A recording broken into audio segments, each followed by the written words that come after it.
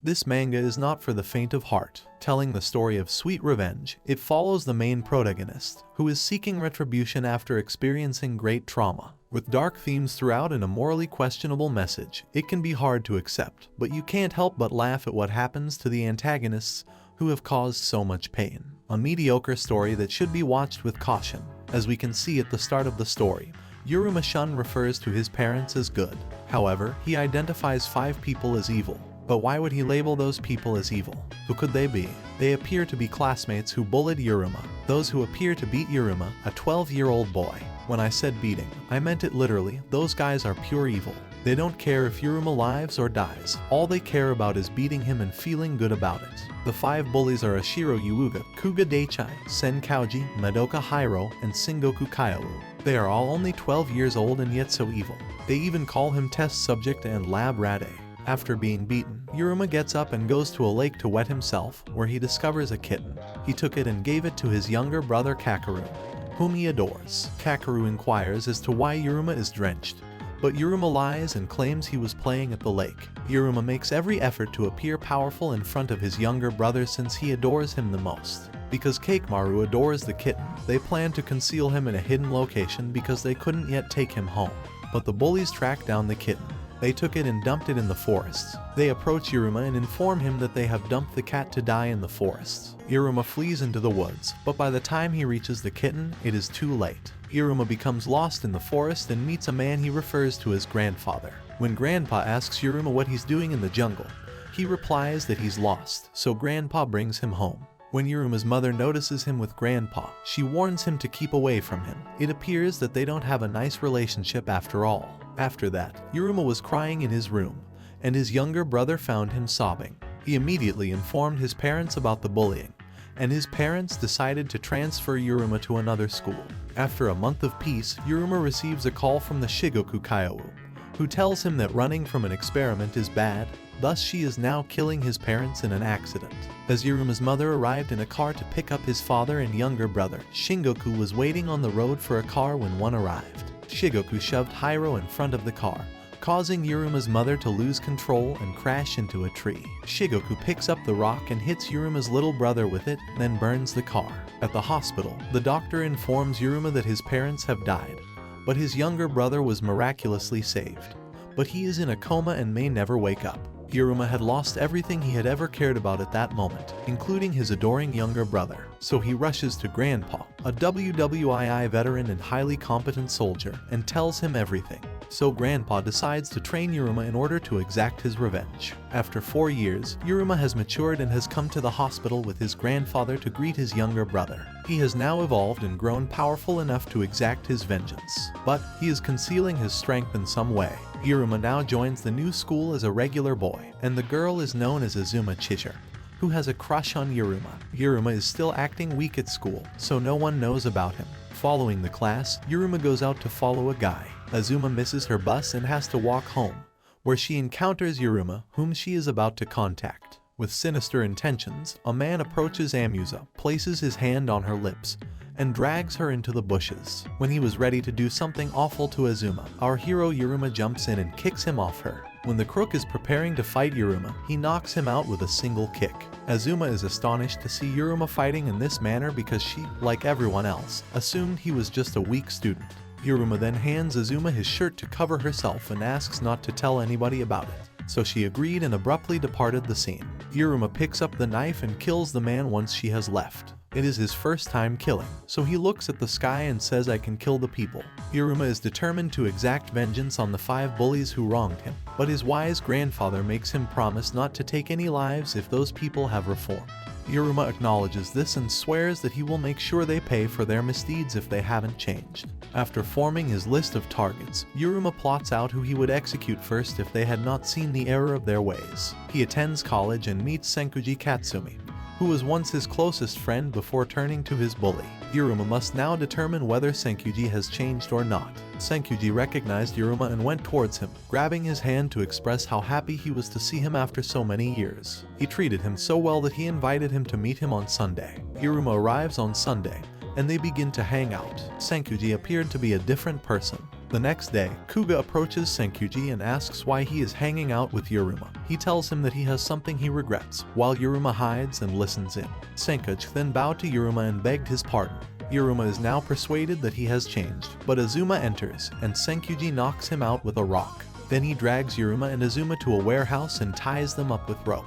He began torturing Uruma and he is badly tied and can't get free of the ropes. Senkyuji also has a remote, and if he clicks the button, the entire warehouse could dissolve into dust. Uruma is in a terrible situation because if he does anything reckless, Senkyuji will press the button, and everyone, including Azuma, would be dead. So Uruma tricked Senkyuji into killing Uruma with his bare hands. After Senkyuji fell in a trick, he inadvertently left the remote in his hand, which prompted Uruma to untie the ropes and hit Senkyuji as he collapsed on the floor. Senkyuji then ties him up and tells him that he is the first of the 5 to die. Senkyuji passes out as a result of this. When he awakens, he sees himself bound and feels a little warmer. In addition, he notices a peeler and an airsoft pistol. Uruma appears before his eyes and informs him that he is about to kill him. Senkyuji continues to beg pardon and blames Sengoku for everything that has occurred. But Uruma will not believe him this time. Senkyuji continues to complain about feeling warmer until Uruma shows him the mirror, which shows Senkyuji's skin being peeled off by the peeler. He loses control and begins yelling and crying when he sees it. Uruma continues to torture him and eventually kills him. He then approaches Azuma and threatens her with death if she informs anyone. Uruma returns home after murdering Senkyuji and informs his grandfather that he has finally killed the first one. Senkyuji's disappearance has finally been announced. 2 policemen, Patrol Officer Uda Asaka and Investigative Police Sergeant Anzai, are looking into a missing person when Anzai pulls out a diary in which Uruma is linked to 5 bullies. Is he up to something? After killing Senkyuji, Uruma has finally identified his next target, Ushio Yuuga, who operates some 18+ businesses and is involved in illicit activities, who also tortures his staff if they want to leave his filthy business. Now Uruma is thinking, how would he get to Ushio because he has no contacts with him? The 2 officers arrive at Yuruma's house and begin inquiring about Senkyuji's disappearance. Officer Anzai suspects Uruma until Grandpa arrives and requests the officers to leave. Following learning of Senkyuji's disappearance, the 4 bullies try to figure out what happened to him until Kuga informs them that he had been hanging out with Uruma before going missing. Sengoku feels Uruma is behind all of this, so they leave. A few days later, the story takes an unexpected turn when Azuma arrives at Ashiro Yuuga to join his 18+ thing. Uruma arrives at the Tensei Academy where Yuuga attends and begins questioning the students about him. And eventually he gets a lead about a girl named Sakuraba Karen who was in love with Yuuga, and he also loved her until she disappeared. And no one knows where Yuuga has stopped coming to the academy since then. Azuma, on the other hand, joins Yuuga's dirty business, where she runs across one of her pals, Miki. She handed her new clothes to wear while Azuma goes to change clothes in the washroom. A man enters and begins harassing her, but Yuuga enters and knocks the man out and tells Azuma to go home for the day. As Azuma appears, her companion Miki inquires about Yuuga. A local resident informs them that Yuuga occasionally leaves and no one knows where he goes. Yuuga, on the other hand, is carrying plastic bags and walking towards a building. When he opens the door, his love, Sakuraba Karen, hurries towards him, but she has chains around her ankles. It seems Sakuraba was kidnapped by Yuuga, but why would he do so since according to the students, they were both in love? However, Yuuga started doing naughty things with her. Azuma followed Yuuga at Miki's request, as we can see she is spying on him, and suddenly Yuuga feels like someone is watching them, so he asks who is there, but Azuma successfully flees the situation. The next day, Azuma returned to his workplace to resign, but Yuuga figured out he was being watched by Azuma, so he jumped at her and was going to kill her. Azuma was on the brink of death when a worker unexpectedly walked in and informed Yuuga that someone had requested Azuma in hotel room 303, so Yuuga let her go but threatened to have her come back after this. When Azuma arrives in room 303, she sees Uruma in the room, so after all, it was he who requested her. Uruma was attempting to get information from Azuma about Yuuga. Azuma confessed her feelings for him, but Uruma was only focused on killing the 4 people. He rejected her feelings and her offer of assistance, but then a remarkable twist happened when it was revealed that Yuuga had planted a microphone in Azuma's bag and listened in on the entire conversation. Uruma leaves the room to go after the Yuuga. However, now that Yuuga knows who is behind this, he gathers other bullies and informs them about Uruma, and they start planning to bring him down. They also have a new guy named Gano, who is pure evil. Yuuga contacts him and encourages him to go to Azuma and do anything he wants with her. So Gano goes to Azuma and knocks on the door, which she opens despite Yuruma's severe instruction not to open the door for anyone. Gano enters the house and requests permission to do bad things to her, but she rejects him after seeing his evil face. Azuma ran off to hide in the bathroom while Gano was searching for her. Gano is an evil and insane person who has killed many people, including his old lover. Gano eventually found Azuma, and when he was about to do bad things to her, a boy with a biker helmet arrived at the home. It seems the biker boy is Uruma. He wears the helmet in order to hide his identity in front of Gano. After arriving, Uruma hits Gano, and they both start fighting. Gano is too strong to put down. No matter what Uruma hits him with, he doesn't feel a thing. He is a pure monster. However, Uruma remembers a secret technique known as detachment that his grandpa taught him while training.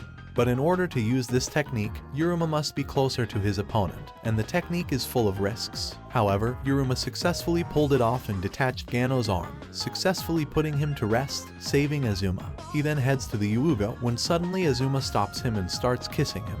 But Uruma is dedicated to his goals and won't let distractions distract him from them, so he didn't react much and instructed Azuma to call the police. Uruma heads toward Yuuga to take his revenge. However, Yuuga is fully prepared and aware of Yuruma's arrival, so he puts the security guards everywhere in the shop, from the entrance to the exit, to make it nearly impossible for Uruma to enter. Uruma analyzes every possibility to enter the shop and finally comes up with one. He lit up the whole place. After seeing the chaotic scene, everyone started running, and he finally got his chance to break in. After breaking in, he comes in front of Yuuga and makes him faint, then blindfolds him to take him to his hideout. When Yuuga starts regaining his consciousness, Uruma takes off his blindfold, and he sees himself tied up and finds Uruma in front of him. In order to torture him, Uruma takes out a torturing device called the Pair of Anguish, a metal torture device that opens 4 forks when you rotate its handle. This was originally made to gag someone by pushing it into their mouth, but Uruma has different plans. Instead of putting it in mouth, Uruma puts it in Yuuga's backside and opens it, which rips his backside. Blood spills all over the floor, and Yuuga is begging him to end his life already because he can't suffer any more pain. But Uruma is going for round 2. When Uruma turned on the light, he was surprised to see that the place he was at was the same place where he had chained Sakuraba Karen. So Uruma had set her free from the chains. Karen arrives in front of Yuuga, and she starts torturing him because he has done so many bad things to her and even destroyed her life. She keeps torturing Yuuga and finally kills him. After killing Yuuga, Sakura kills herself as well because her life has been completely destroyed and she can't even go home. Uruma gave Karen a proper funeral and buried her in the jungle. Afterwards, Grandpa and Uruma go to some place where Yuuga is hung backwards. Uruma slits his throat and waits until every ounce of the blood in his body has been spilled out. Then he takes his body to be burned until it is completely disposed of. After disposing, Uruma left a letter at Karen's parents' house, so it seems she left one before dying. After receiving the letter, Karen's parents start crying. It has been shown that someone is following Uruma.